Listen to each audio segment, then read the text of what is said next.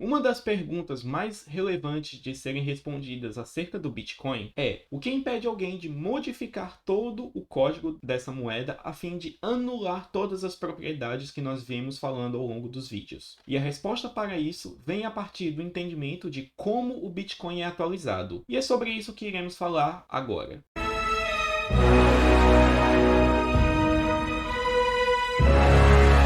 E saudações àqueles que nos assistem. Sejam bem-vindos ao canal da Climb Investimentos. A Climb é uma empresa de consultoria dedicada a trazer o melhor conteúdo para você, investidor. Meu nome é Josué e eu sou analista de valores mobiliários. Por aqui nós falamos sobre economia, mercados e investimentos, tudo isso sobre uma perspectiva de internacionalização. Portanto, se você gosta desse tipo de conteúdo, já se inscreve aí no canal, deixa seu like no vídeo, aperte o sininho para receber as notificações sempre que sair um vídeo novo e compartilhe esse vídeo nas suas redes sociais. Porém, sem mais delongas, vamos ao vídeo. E este vídeo daqui é parte de uma série que eu venho fazendo para poder explicar os detalhes de como o Bitcoin funciona. Portanto, se você ainda não assistiu os vídeos anteriores, sugiro que você consulte-os através da playlist que eu irei deixar o link aqui no izinho. Quando Satoshi Nakamoto criou o Bitcoin em 2009, pense que ela o projetou para funcionar segundo um algoritmo de consenso descentralizado e distribuído. E o que significa isso? Significa que nenhuma pessoa é obrigada a utilizar as mesmas regras do sistema, pois o código do Bitcoin ele é aberto. Logo, qualquer pessoa que não concorde com as regras de como o Bitcoin funciona, pode simplesmente pegar o código, copiar ele e, caso entenda de programação, pode modificá-lo. E o que ocorre é que quando isso acontece,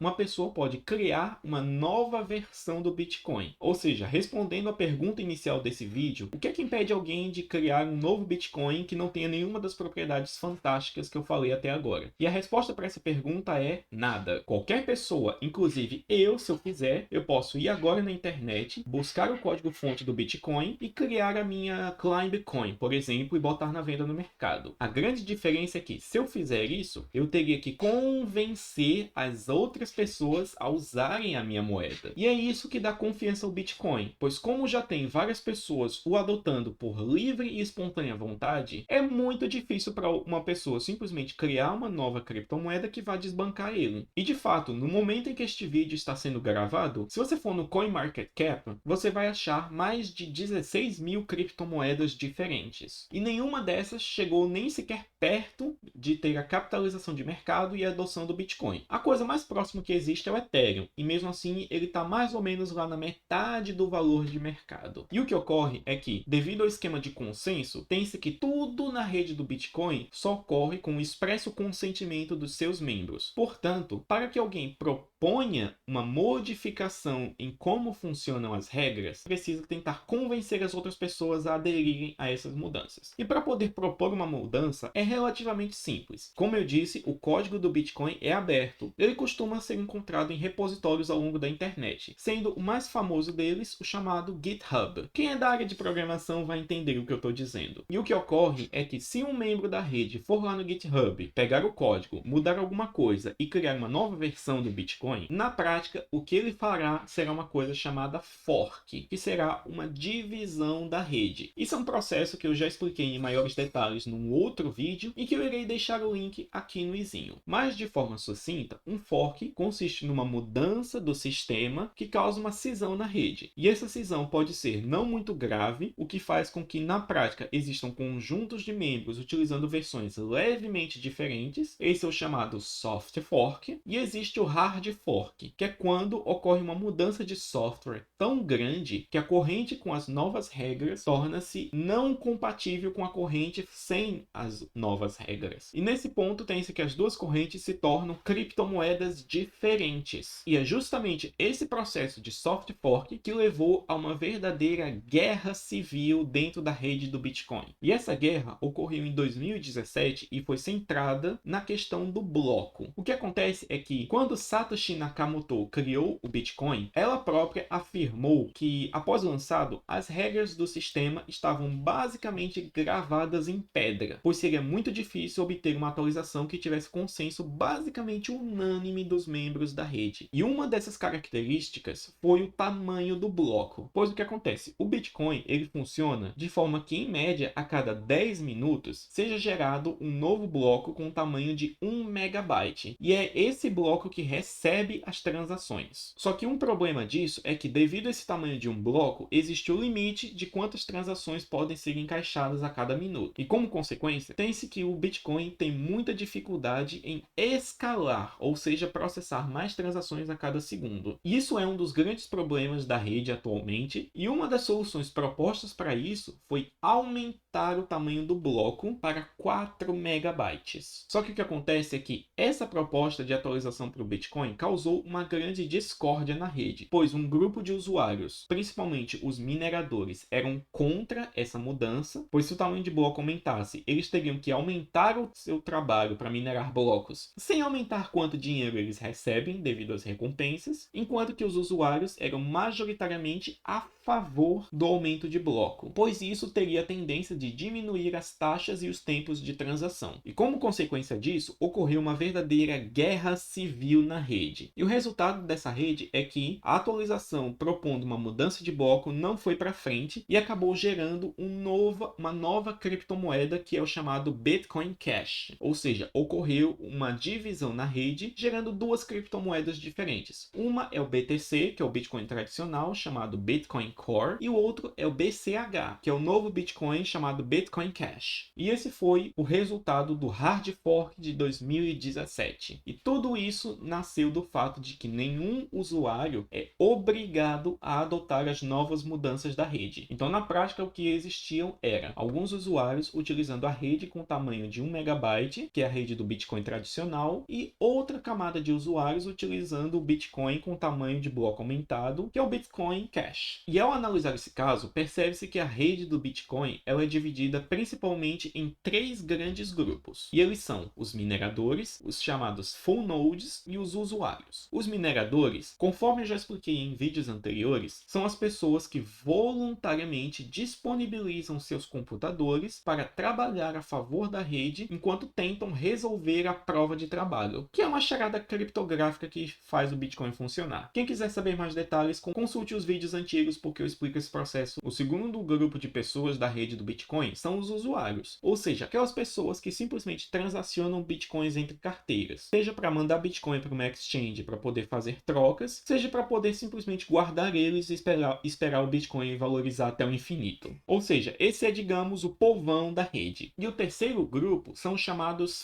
full nodes. E um full node é basicamente uma pessoa que tem no seu computador uma cópia da blockchain, ou seja, ele tem um registro de todas as transações que já ocorreram no Bitcoin desde a sua fundação lá em 2009. E um full node, ele faz basicamente o trabalho de um juiz, que ele ajuda a manter a veracidade e a autenticidade das transações da rede. Dessa forma, o full node ele acaba funcionando como um contraponto aos mineradores, para que ele possa verificar o trabalho feito por esses, a fim de assegurar que não existam transações fraudulentas ou forjadas nos blocos do blockchain. Dessa forma, tem-se que tudo que ocorre no Bitcoin acaba sendo uma espécie de cabo de guerra que existe entre os diferentes tipos de usuários. Pois, por um lado, existem os mineradores e seus interesses, do outro, existem os full nodes, que também possuem interesses próprios, e por fim, existem os usuários, que são as pessoas que querem utilizar o sistema. Se você perceber, isso parece um pouco com o sistema político e toda essa ideia de tripartição de poderes entre executivo, legislativo e judiciário. A diferença é que aqui no Bitcoin tudo é voluntário e funciona, enquanto que no Estado tudo tende a ser uma confusão que é capturada rapidamente por interesses políticos localizados. Mas isso aí é uma outra discussão. Só que, como eu falei com o caso do Bitcoin Cash, esse balanço de forças entre os 3 tipos de membros da rede não é perfeito, e ele causa 2 problemas principais. Primeiro é a facilidade de cisão na rede, que gera novas criptomoedas, tais como o Bitcoin Cash. E, inclusive, evitar esse tipo de ocorrência é o propósito de vida de uma outra criptomoeda que eu já comentei aqui no canal, chamada Decred, que ela basicamente busca fazer um sistema de politicagem dentro da comunidade da criptomoeda para para garantir que todo mundo fique no mesmo projeto. Quem quiser saber mais acerca dessa criptomoeda, pode conferir este vídeo que eu deixarei aqui no izinho. E além dessa facilidade de cisão, tem-se que uma outra consequência do processo de como o Bitcoin é atualizado consiste na incrível demora de novas atualizações. E essa demora vem justamente do fato de que muito frequentemente os full nodes, os mineradores e os usuários não conseguem chegar a um acordo quanto a uma mudança. Portanto, só é aprovado e implementado aquela mudança que possui consenso basicamente unânime. E conseguir esse tipo de coisa é muito difícil. Afinal, observe, por exemplo, uma eleição num país democrático e observe como frequentemente os eleitores de um político odeiam os eleitores do outro político e